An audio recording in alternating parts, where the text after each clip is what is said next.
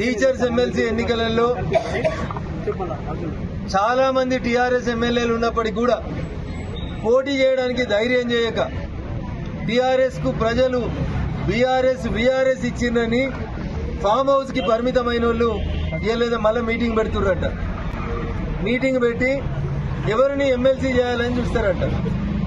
వాళ్ళ బిడ్డ మాట్లాడుతుంది బీసీలకు బీజేపీ అన్యాయం చేసిందని.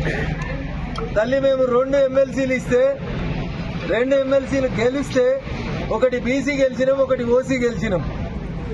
దాదాపు జనాభాలో సగం ఉన్నటువంటి బీసీలని సముచితంగా గౌరవించేటువంటి పార్టీ భారతీయ జనతా పార్టీ.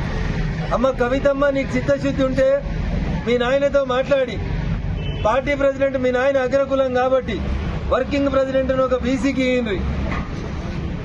శాసనసభలో పార్టీ ప్రతిపక్ష నాయకుడు ఒక బీసీకి ఇయ్యండి. శాసన మండలిలో ఒక ప్రతిపక్ష నాయకుడు అవకాశం ఉంది, ఇంకొక బీసీకి ఇయ్యండి. చేసేటప్పుడేమో చెయ్యరు, ఇచ్చేటప్పుడేమో ఇయ్యరు.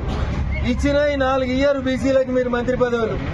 నడిమిట్లోనే ఈటల రాజేందర్ అనేటువంటి ఒక బీసీ తెలంగాణలో పెద్ద సామాజిక వర్గం అని చెప్పిన సామాజిక వర్గానికి మంత్రి పదవి వీకేసింది టీఆర్ఎస్ పార్టీ.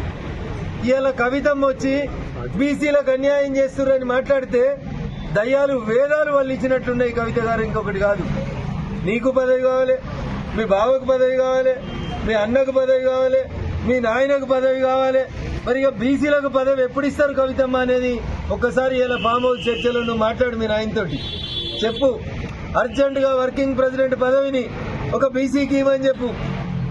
శాసనసభలో బీసీకి ఇవ్వకపోతే మహిళకి ఇయ్యండి. మేము మొన్న ఢిల్లీ ముఖ్యమంత్రి మాకు అవకాశం వస్తే ఒక మహిళకి ఇచ్చినాం. రేపు మహిళా దినోత్సవం వస్తుంది, మహిళల్ని గౌరవించమని చెప్పు మీ నాయనని.